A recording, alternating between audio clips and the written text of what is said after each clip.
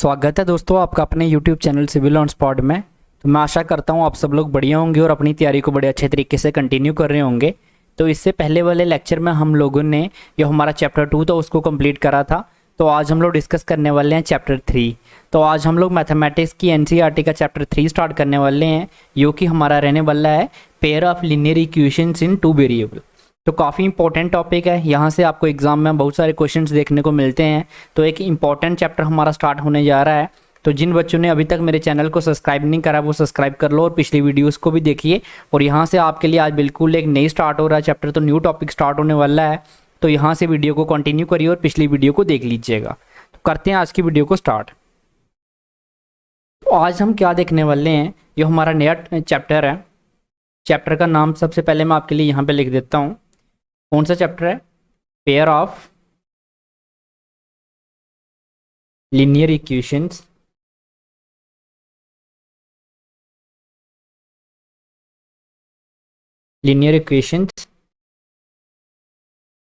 इन two variable. सबसे पहले मैं आपको इसका बेसिक समझाऊंगा कि इस चैप्टर की हेल्प से हम लोग बेसिकली क्या फाइंड करने वाले हैं, वेरिएबल्स। ठीक है, तो ये कौन सा हमारा यहाँ पे चैप्टर नंबर 3 है। ये हमारा चैप्टर है pairs of linear equations in two variable. अब यहाँ पे आपको चैप्टर में बोल रखा है कि जो हम लीनियर इक्वेशन देखने वाले हैं कितने वेरिएबल में देखने वाले हैं। वेरिएबल कितने रहने वाले हैं? वेरिएबल रहने वाले हैं 2। वेरिएबल का मतलब क्या हो गया? Unknown values. Unknown values. अब अननोन की बात करूं, जैसे मान लो x, y, कुछ भी मान लो z वगैरह, ये क्या होते हैं? हमारे वेरिएबल्स होते हैं। ठीक है, तो ऐसे क्या वेरिएबल्स रहेंगे हमारी इक्वेशन में? 2 वेरिएबल रहेंगे। ठीक है, जिनको हमें क्या करना है? सॉल्व करना है बाय डिफरेंट मेथड से। इसको मैं आपको बताऊंगा ना, बिल्कुल एक एग्जांपल लेते हैं जिससे मैं आपको बताऊंगा कि वेरिएबल्स क्या होते हैं, क्या इसकी हमें ज़रूरत पड़ी और क्या नीड है हमें इसको सॉल्व करने की। ठीक है, तो इसके लिए मैं करता हूँ, नेक्स्ट स्लाइड पे चलता हूँ और यहाँ पे लेते हैं एक एग्जांपल। सिंपली रोज़मर्रा की एग्जांपल उठाते हैं। तो एक लड़का है, लड़के का नाम क्या है? मोहित। मोहित नाम रख लेता हूँ मैं इसका। ठीक है, मोहित कहाँ चला गया? ये चला गया प्लेग्राउंड में। प्लेग्राउंड है। अब प्लेग्राउंड कौन सा है? वो नहीं है जो कि ऐसे ही हमारे गांव में होता है। यहाँ पे क्या लगते हैं भाई साहब? यहाँ पे लगते हैं पैसे। यहाँ पे आपकी मनी देनी पड़ती है खेलने के लिए। मनी देनी पड़ती है, इधर मैं लिख देता हूँ, देनी होती है। हिंदी में कोई गलती हो तो सुधार लीजिएगा। ये उस प्लेग्राउंड में गया, यहाँ पे क्या है ना, पैसे देने पड़ते हैं खेलने के लिए। तो छोटा बच्चा है, ज़्यादा पैसे नहीं दिलाएंगे हम लोग इससे, 10th पढ़ने वाला है तो कम ही पैसे दिलाएंगे। अब क्या है, इस प्लेग्राउंड में क्या है? खेलने के लिए 2 चीज़ें हैं। क्या क्या? जो चीज़ मैं आपको समझाने की कोशिश कर रहा हूँ उसके लिए आपको ये एग्जाम्पल बड़े मज़ेदार लगेगी और इससे मैं आपको समझा भी दूंगा सब कुछ। एक तो क्रिकेट है, एक फुटबॉल है। फुटबॉल, ठीक है। अब मैं क्रिकेट को क्या मान रहा हूँ? एक्स मान रहा हूँ। ठीक है, और फुटबॉल को क्या मान रहा हूँ? बाई मान रहा हूँ। ये मैंने मान लिया, आप कुछ भी मान लीजिए। अब इसको आपका मन करें, इसको आप ए मान लो, इसको आप बी मान लो, जो आपका मन करता है मान लो। ठीक है, इसको बी मान लो, जो आपका दिल करता है। तो मैं क्या मान रहा हूँ? इसको एक्स मान रहा हूँ, इसको बाई मान रहा हूँ। ठीक है, वेरिएबल मानने हैं। अब ये जो मैं मान रहा हूँ ना, ये क्या है? वेरिएबल है, इनको बोलते हैं वेरिएबल। सुनते रहिएगा पूरी कहानी, कहानी से मैं आपको सब समझाने वाला हूँ यहाँ पे। अब क्या हुआ? अभी तक क्या हुआ? मोहित कहाँ गया है? प्लेग्राउंड में गया है भाई। प्लेग्राउंड में क्या क्या है? अब वहाँ पे 2 खेल हो रहे हैं खेलने के लिए। ये उसके वहाँ पे गेम्स हैं। ये प्लेग्राउंड की क्या है? गेम्स हैं। इधर लिख रहा हूँ, एक तो क्रिकेट है, एक फुटबॉल है। अब यहाँ पे लिखते हैं क्रिकेट को खेलने में कितने पैसे लग रहे हैं? क्रिकेट को खेलने में लग रहे हैं 3 रुपये।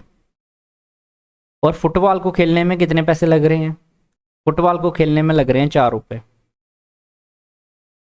अगर इसको क्या करना है, मोहित को यहाँ पे खेलना है ना, तो मोहित को कितने पैसे देने पड़ेंगे? क्रिकेट खेलने के 3 रुपए देने पड़ेंगे और फुटबॉल खेलने के कितने पैसे देने पड़ेंगे, 4 रुपए देने पड़ेंगे पर गेम। ये कितना है, ए गेम के, एक गेम के, ए गेम के, ये भी लिख दिया मैंने। अगर इसको ए गेम खेलनी है क्रिकेट की तो 3 रुपए देने पड़ेंगे, ए गेम खेलनी है फुटबॉल की तो 4 रुपए देने पड़ेंगे। ठीक है, अब क्या हुआ, मोहित के पास टोटल पैसे कितने हैं, इधर लिख रहा हूँ, टोटल मनी कितनी है इसके पास, टोटल मनी 20 रुपये, ₹20 यहाँ पे आप लिख लीजिए। ऐसे समझा रहा हूँ मैं यहाँ पे कि मोहित ने अपनी मम्मी से कितने पैसे लिए, 20 रुपये लिए, मैं जाऊँगा प्लेग्राउंड में खेलने। मम्मी ने बोला ठीक है, बड़े दिनों से जिद कर रहा है, चला जा खेलने, तो मम्मी ने दे दिए 20 रुपये। अब मोहित हवा में उड़ रहा है कि आज जाके प्लेग्राउंड में खेल लेंगे। मोहित चला गया प्लेग्राउंड में, उसके दोस्त ने बता रखा था कि प्लेग्राउंड में क्रिकेट खेलने के 3 रुपये लगते हैं और फुटबॉल खेलने के 4 रुपये लगते हैं। तो मोहित पहुँच गया ग्राउंड में।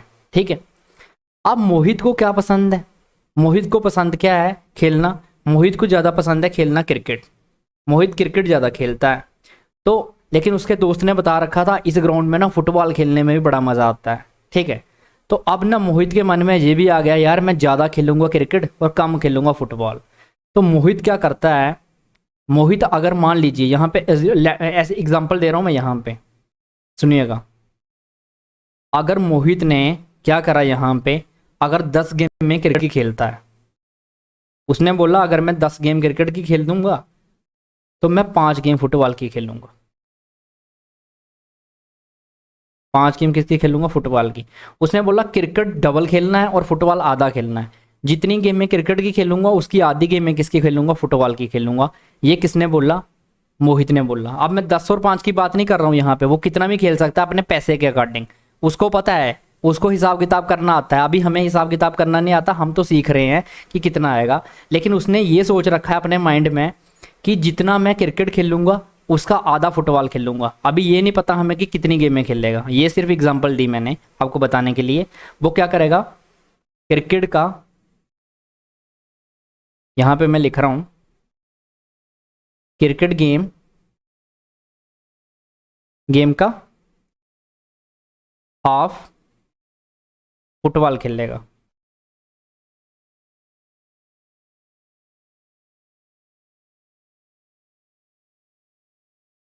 खेलेगा, ठीक है। वो क्या करने वाला है, जितनी क्रिकेट की गेमें खेलेगा, ठीक है, नंबर ऑफ क्रिकेट गेम्स का, यहाँ पे पीछे नंबर ऑफ लिख लीजिए, नंबर ऑफ क्रिकेट गेम्स का हाफ फुटबॉल गेम्स खेलेगा। ठीक है, हाफ फुटबॉल गेम्स खेलेगा। जितनी वो क्रिकेट की गेमें खेलने वाला उसकी आधी किसकी खेलेगा, फुटबॉल की खेलेगा। अब यहाँ पे बनेंगी इक्वेशनें सॉल्व करने के लिए, कैसे बनेंगी, दिमाग को बिल्कुल खोल के रखिएगा जो चीज़ें मैं बताने वाला हूँ। मैंने बोला क्रिकेट के लिए अभी हमने क्या मान रखा है, एक्स मान रखा है, तो यहाँ पे लिख लेते हैं, टॉप पे लिख रहा हूँ मैं, ये आ गया क्रिकेट। क्रिकेट के लिए क्या मान रखा है, एक्स, और फुटबॉल के लिए,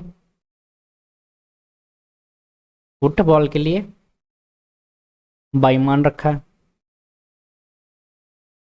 अब वो जितनी गेम में क्रिकेट की खेलेगा उसकी आधी खेलेगा फुटबॉल की। ठीक है, तो हम मान लेते हैं क्रिकेट की गेम में कितनी है, यहाँ पे फुटबॉल की गेम में कितनी खेलेगा, क्रिकेट की आधी खेलेगा। फुटबॉल की गेम कितनी है, 22 है। ठीक है, यहाँ पे अगर कैपिटल लेटर में लिखा तो कैपिटल में लिखते हैं यहाँ पे। तो इक्वेशन फर्स्ट बनाने जा रहा हूँ मैं, ये आ गई फुटबॉल की गेम में, ये वापिस क्यों वो वाला दे रहा है हमें, यहाँ पे रेस कर दो यहाँ से, यहाँ पे लिख लेते हैं हम लोग। ये क्या कर रहा है यहाँ पे ऊपर, y is equal to x/2, ये बन गई इक्वेशन फर्स्ट पहली। अभी मैं समझाऊंगा। देखो उसने क्या बोला था, क्रिकेट की आधी गेम में, यहाँ पे मैंने लिख भी रखा है, नंबर ऑफ क्रिकेट गेम्स का हाफ फुटबॉल खेलेगा। ठीक है, अगर 10 गेम में क्रिकेट की खेली तो 5 किसकी खेलेगा, फुटबॉल की खेलेगा। वैल्यू पुट करके देखते हैं, यहाँ पे कोई भी वैल्यू पुट करके देखते हैं। अगर वो क्रिकेट की, मैंने बोला यहाँ पे क्रिकेट की 10 वैल्यू के 10 गेम में क्रिकेट की कितनी खेलता है, 20 खेलता है, तो आपको पता चल गया कि फुटबॉल की कितनी खेलने वाला है, 10 खेलने वाला है। देखते हैं फुटबॉल की 10 निकल के आती हैं क्या। Y is equal to, cricket की क्या है, एक्स है, क्रिकेट की 20 खेल ली तो 20 डाल दो डिवाइड बाई 2, तो बाई कितना निकल के आ गया, बाई इज इक्वल टू 10 निकल के आ गया। तो इसका मतलब जो हमने इक्वेशन बनाई है ये सही बनाई है कि जितनी गेमें वो किसकी खेलेगा, क्रिकेट की खेलेगा, उसकी आधी कितनी खेलेगा, फुटबॉल की खेलेगा। तो इक्वेशन क्या बनेगी, y is equal to x divided by 2।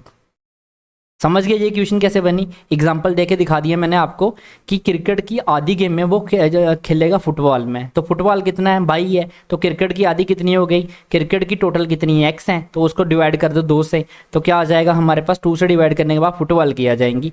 ये बन गई हमारे पास ए इक्वेशन। दूसरी बनाते हैं। दूसरी क्या बना रखा है कि क्रिकेट की एक गेम खेलने में कितने लग रहे हैं, 3 रुपये। ठीक है, तो एक गेम क्या है, वेरिएबल कौन सा इसका, एक्स है, मतलब 3x हो गया।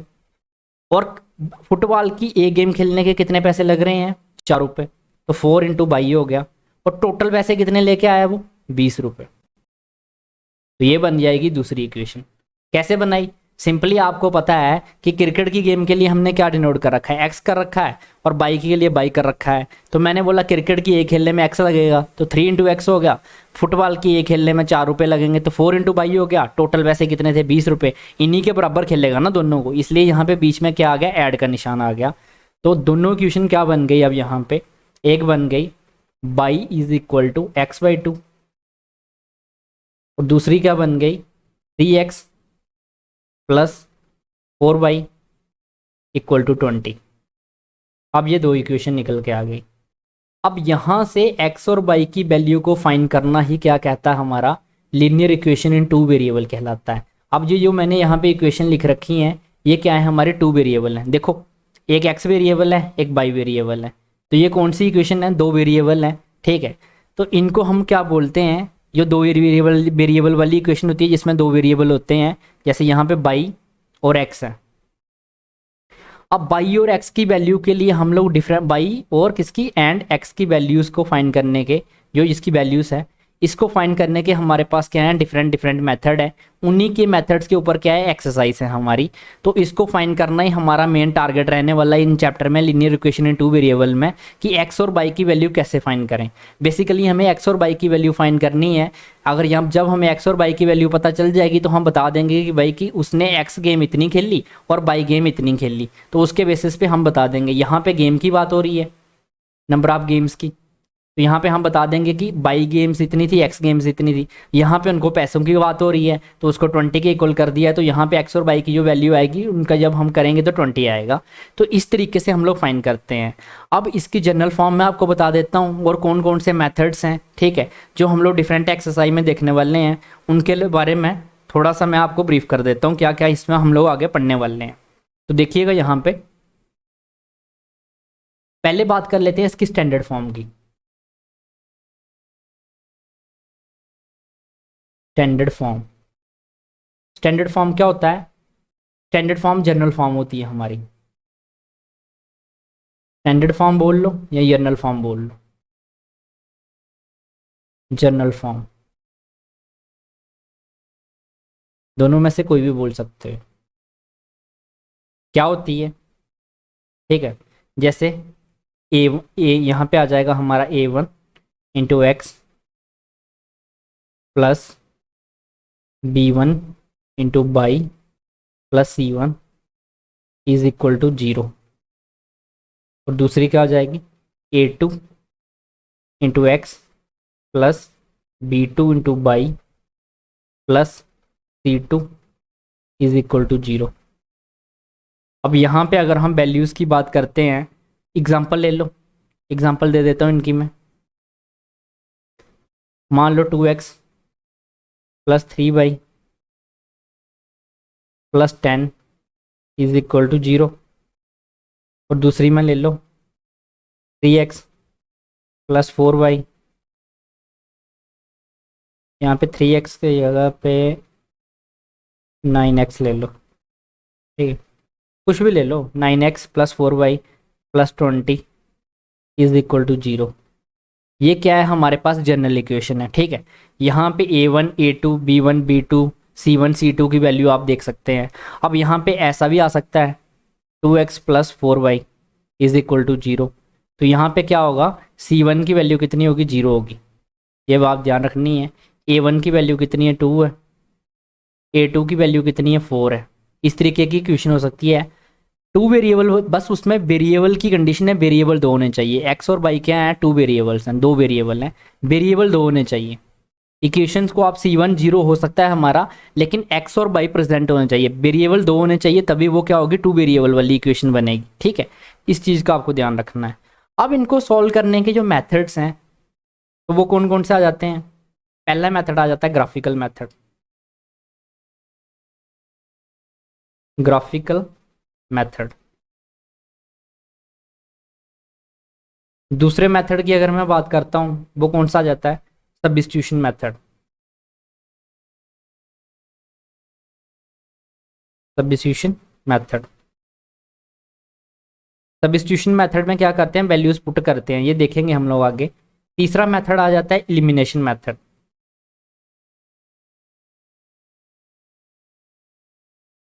एलिमिनेशन मेथड, ये तीनों क्या है, ये सोल्यूशन बताते हैं किसके, यहाँ पे लिख लीजिएगा, solution of pair of linear equation, equations, linear equation in two variable. यहाँ पे लिख रहा हूँ नीचे, टू वेरिएबल। जो हमारी सोल्यूशन बताता है किसके, जो पेयर ऑफ लीनियर इक्वेशन हम लोग बनाते हैं किसमें, दो वेरिएबल की, उनके ये क्या है, मैं सोल्यूशंस बताएगा, ठीक है। इन मेथड से हम उनके सोल्यूशन फाइंड करेंगे। अब ये मेथड कौन कौन से हैं, ग्राफिकल मेथड है, सब्स्टिट्यूशन मेथड है, उसके बाद में कौन सा, एलिमिनेशन मेथड है। तो इनके ऊपर एक्सरसाइज है हमारी, जैसे 3.1 इसके ऊपर है, 3.2 इसके ऊपर रहेगी और 3.3 इसके ऊपर रहेगी। तो 1 बाय 1 हम इन सबको पढ़ेंगे। अब बात कर लेते हैं इसके बाद में हम क्या करेंगे, जो ग्राफिकल रिप्रेजेंटेशन वाला मेथड है हमारा, पहला मेथड है जो मैंने यहाँ पे लिखा ग्राफिकल मेथड। इसमें बेसिकली हम लोग क्या देखते हैं, जो मैंने जनरल फॉर्म आपको बताई ना अभी, यहाँ पे वो लिख लीजिए एक बार। इसी के बेसिस पे हम लोग क्या करते हैं, इससे फाइंड करते हैं, +B2 into y plus C1 is equal to 0। दूसरा क्या है, A2 इंटू एक्स, यहाँ पे B1 रहेगा ना, B2 नीचे में आएगा,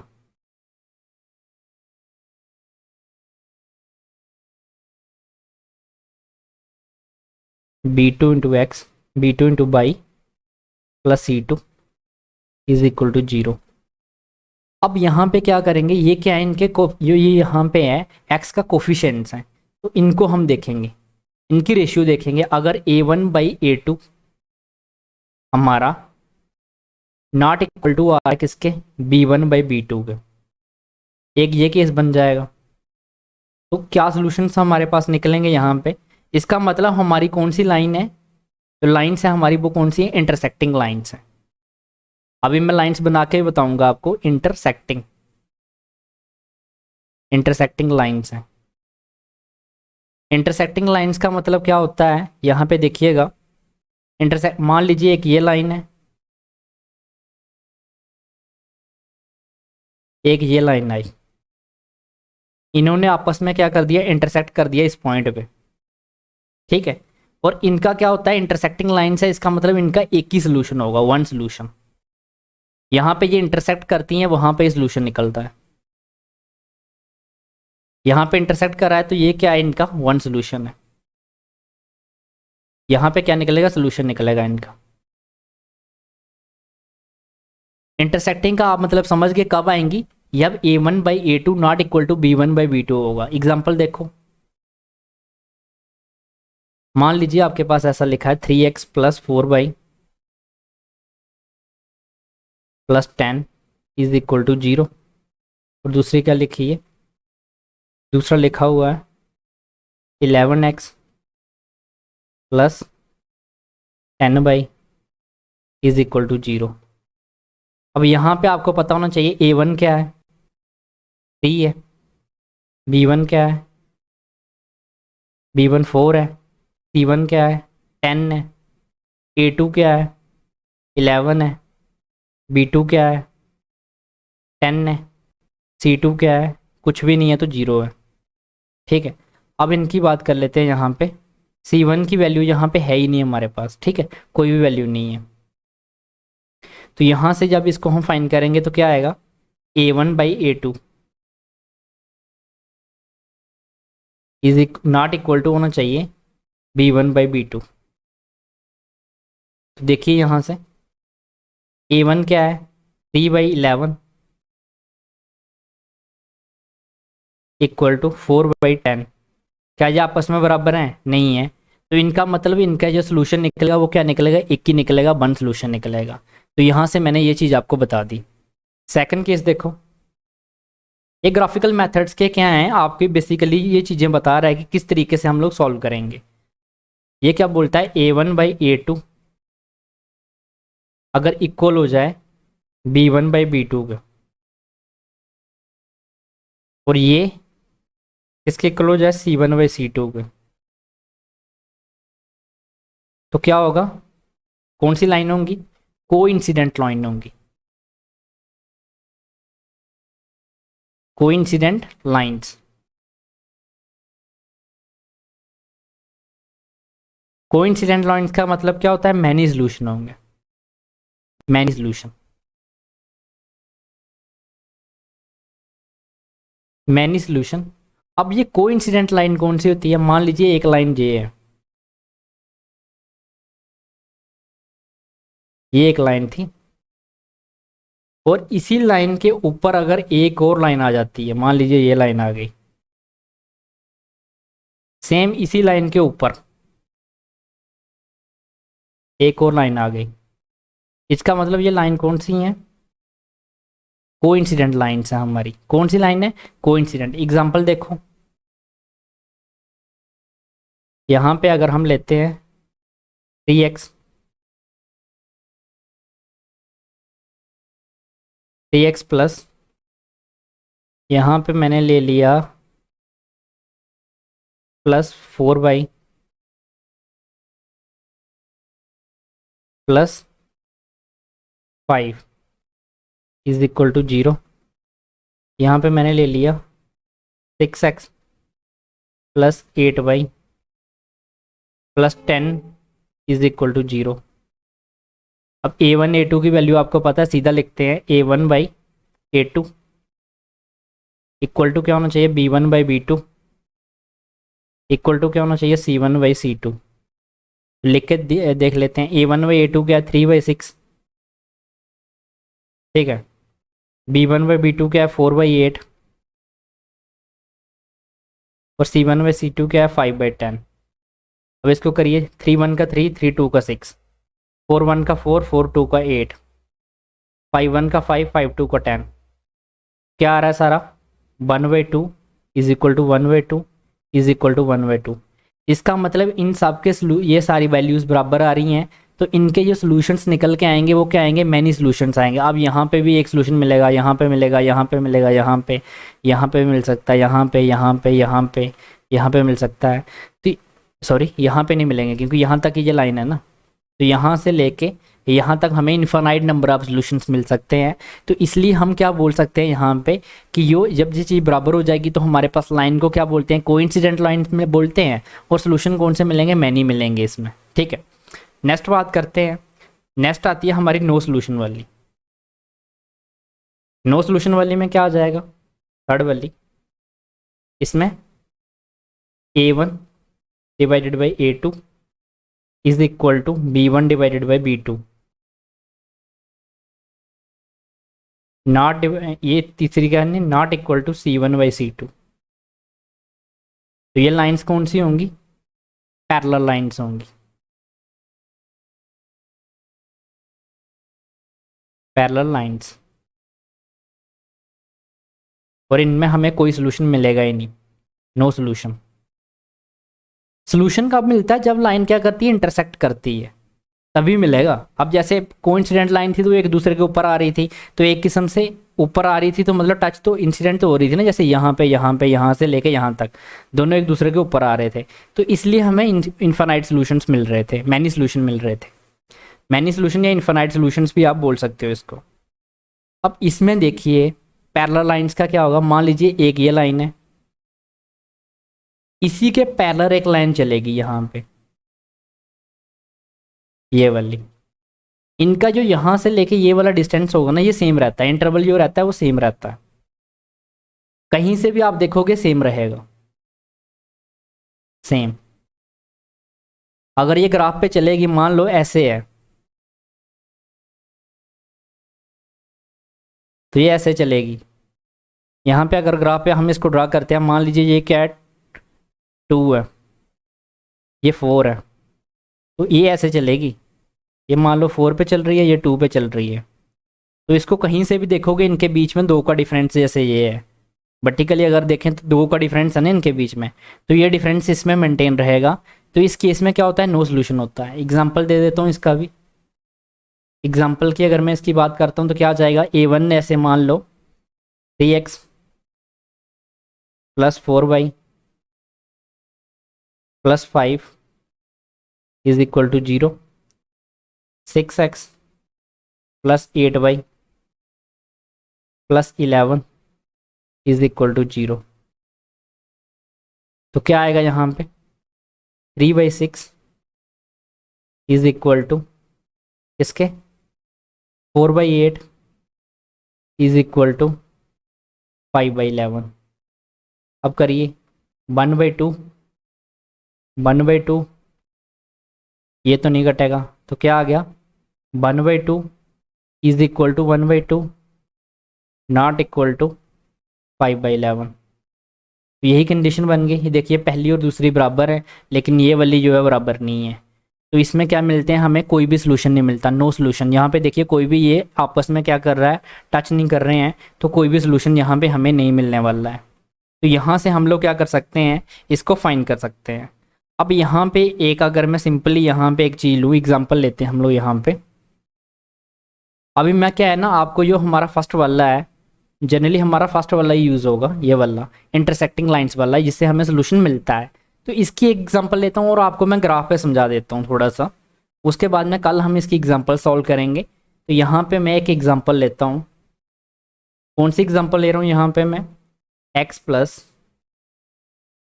3y is equal to 6,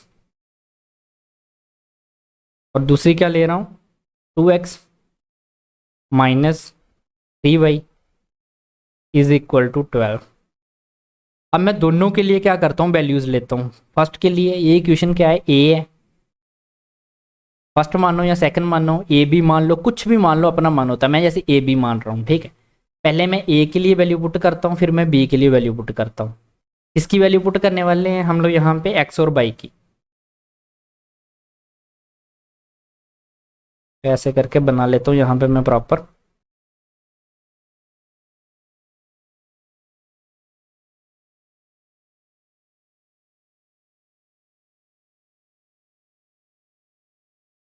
x by, यहाँ पे भी क्या आ जाएगा, एक्स और बाई आ जाएगा, एक्स और बाई, ठीक है।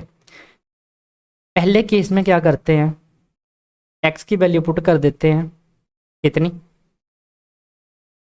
जो हमारा फर्स्ट केस है इसमें मैंने क्या करा, हमारी यहाँ पे जो एक्स है, एक्स को कितना पुट कर दिया मैंने यहाँ पे, एक्स को पहले केस में बाई की वैल्यू पुट करें या एक्स की पुट करें, ठीक है। जो आप चाहते हैं उसी की पुट करते हैं।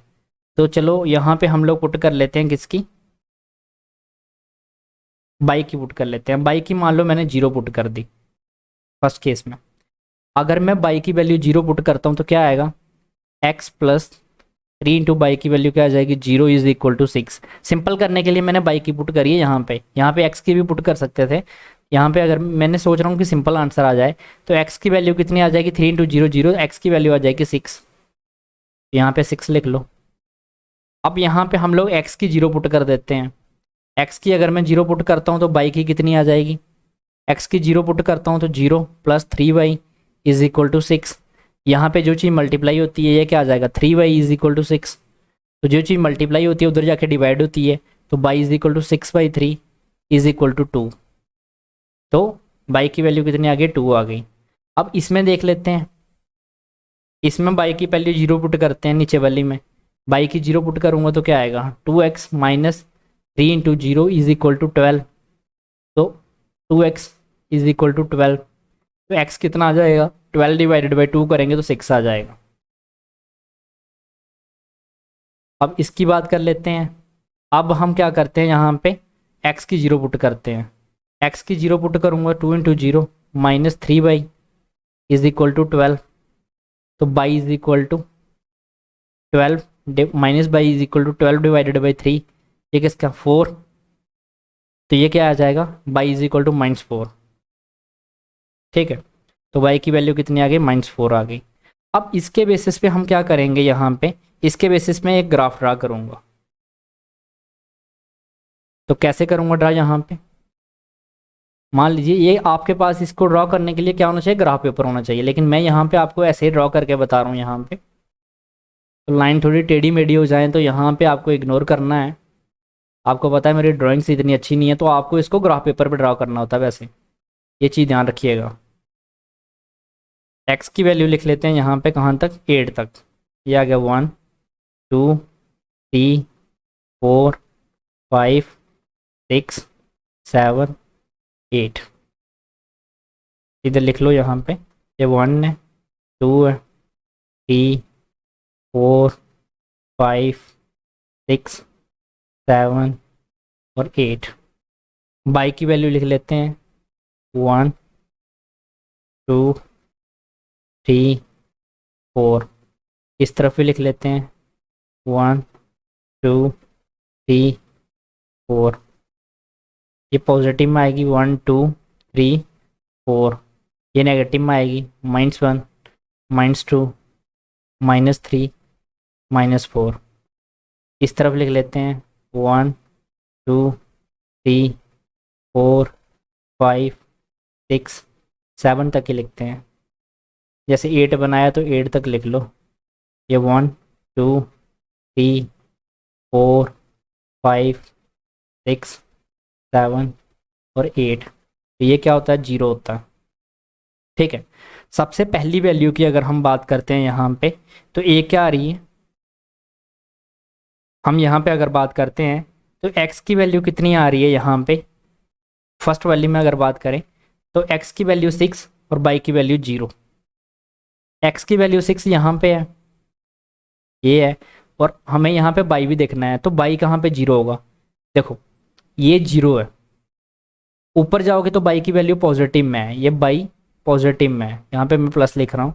ये y नेगेटिव में है, ये x पॉजिटिव में है, ये x नेगेटिव में है। इसको पीछे आता है, जैसे मैं ऐसे लिख रहा हूँ यहाँ पे, तो y की वैल्यू 0 यहीं पे रहेगी, सबकी वैल्यू 0 यहीं पे रहेगी, और x की वैल्यू 6 इस पॉइंट पे रहेगी। ये वाला पॉइंट आ गया। ठीक है, दूसरे में देखते हैं। अब यहाँ पे क्या है, x की वैल्यू 0 रहेगी और y की वैल्यू 2 रहेगी। x की वैल्यू 0 और y की वैल्यू 2 यहाँ पे आ गया। ये आ गई इस इक्वेशन के निशान। ठीक है, ये चीज़ हमें समझ आ गई। यहाँ पे इसको लाइन लगा देते हैं। x की वैल्यू यहाँ पे क्या है, इसको पहले मैं डॉटेड बनाता हूँ ऐसे।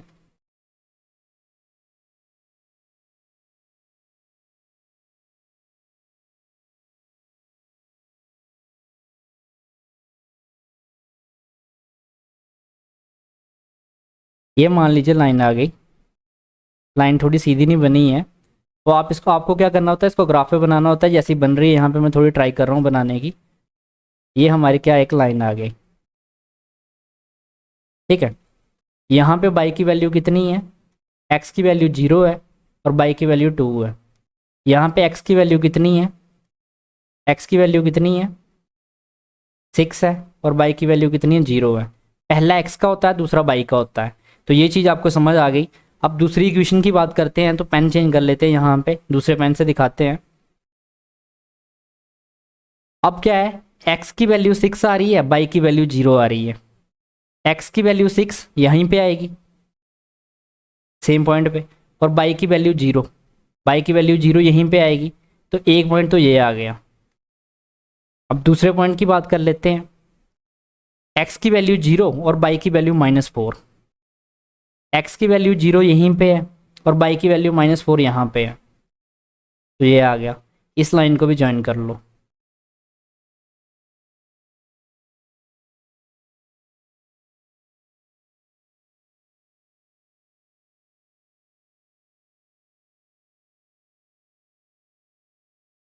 ये लाइन आ गई, ठीक है। तो यहाँ पे क्या है, x की वैल्यू कितनी है 6 है और बाई की वैल्यू कितनी है 0 है।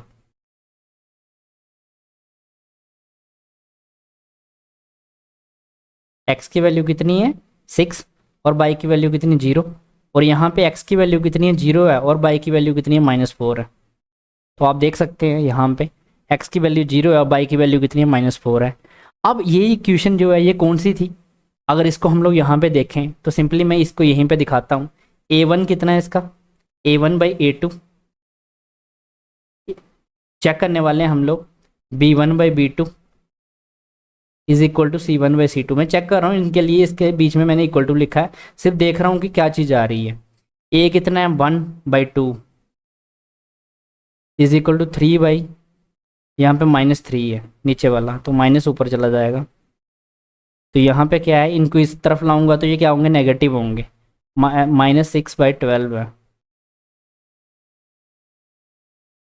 तो वैल्यू क्या आ रही है यहाँ पे 1/2, इसको इसको करेंगे तो 1, 6/1/2, तो क्या है वैल्यू 1/2 नॉट इक्वल टू, ये क्या है -1/1 आ रहा है, नॉट इक्वल टू -1/2 आ रहा है। तो यहाँ पे अगर इस चीज़ को देखते हैं तो कौन से वाला केस बनता है, a1/a2 not equal to b1/b2, ये वाला केस तो बन रहा है। बाकी दोनों में क्या है, पहले वाले ये बराबर होने चाहिए, ये देखो इसमें क्या है, ये चीज़ बराबर होनी चाहिए, इसमें भी ये चीज़ बराबर होनी चाहिए, लेकिन सिर्फ पहले वाला केस है जिसमें ये दोनों बराबर नहीं होने चाहिए। तो देखो यहाँ पे ये दोनों क्या है, यहाँ पे बराबर नहीं हो रहे हैं, ये देखो नॉट इक्वल टू है। तो इसका मतलब क्या हुआ, ये केस कौन सा है, ये वाला केस है। इसकी तो फिर हम बात ही नहीं करेंगे ये वाली चीज़ की, सिर्फ ये चीज़ देख लेंगे। तो ये यहाँ पे हम देख सकते हैं ये क्या है, नॉट इक्वल टू। तो इसका मतलब ये वाली जो इक्वेशन है इसके कितने सोल्यूशन होंगे, 1 सोल्यूशन होगा। और वो 1 सोल्यूशन मैंने आपको ग्राफिकली मेथड से फाइंड करके बता दिया, वो क्या सोल्यूशन है 6 और 0। तो इन दोनों इक्वेशन में 6 और 0 डाल के देखो आप, x की वैल्यू कितनी डाल के देखो 6 और बाई की वैल्यू कितनी डाल के देखो 0, तो ये दोनों इक्वेशन से हमें आंसर मिलेंगे, ठीक है। x की वैल्यू 0 निकाल लें, यहाँ पे x की वैल्यू 0 रखोगे तो बाई की वैल्यू कितनी आएगी हमारे पास, यहाँ पे 2 आ जाएगी। और यहाँ पे x की वैल्यू क्या है 0 डाल लेंगे अगर हम लोग, यहाँ पे x की वैल्यू कितनी आ रही है, सॉरी x की वैल्यू 6 डालनी है ना, बाई की वैल्यू 0, x की वैल्यू 6 डाल लेंगे प्लस 3 इंटू बाई की, 3 इंटू बाई की वैल्यू क्या है 0, क्या आ गया 6 आ गया। और यहाँ पे भी डाल के देखो 2 इंटू एक्स की वैल्यू 6 डालनी है और बाई की वैल्यू क्या डालनी है 0, बाई की वैल्यू 0 डालनी है, -3 इंटू 0, 6 2 का 12 आ गया। ये देख लो दोनों इसके इक्वल है, ये 6 के बराबर था, ये 12 के बराबर था, तो दोनों इन चीज़ों के बराबर आ रहे हैं। इसका मतलब 1 सोल्यूशन जो हमने बताया है 6 और 0 वो क्या है इसका, मतलब ये वही इसका एक सोल्यूशन निकल के आएगा हमारे पास। तो इस तरीके से हम लोग इसको फाइंड कर सकते हैं। तो अब आपने यहाँ पे देख लिया कि किस तरीके से हम लोग इनको फाइंड कर सकते हैं। तो जो नेक्स्ट क्लास होगी हमारी उसमें हम लोग क्या करेंगे, इसकी एग्जांपल सॉल्व करेंगे और एक्सरसाइज की तरफ मूव करेंगे। तो अगर आपको आज का लेक्चर अच्छा लगा है तो वीडियो को लाइक करिए और चैनल को सब्सक्राइब कर लीजिए, और इस वीडियो को ज़्यादा से ज़्यादा अपने फ्रेंड्स वगैरह के साथ भी शेयर करिए ताकि वो भी इसका फ़ायदा ले सकें, क्योंकि हमने न्यू चैप्टर स्टार्ट करा हुआ है। तो यहाँ से आपको बिल्कुल समझ आएगा क्या चीज़ें मैं पढ़ाने की कोशिश कर रहा हूँ। और जो बच्चे न्यू हैं तो पहले वाली क्लास को कंप्लीट कर लीजिएगा, प्लेलिस्ट में जाके आपको लिंक मिल जाएगा, वहाँ पे इस वीडियो के डिस्क्रिप्शन में मैं प्रोवाइड कर दूंगा, तो वहां से जाके आप इसको कंप्लीट कर सकते हैं। तो आज की वीडियो देखने के लिए थैंक यू गाइस।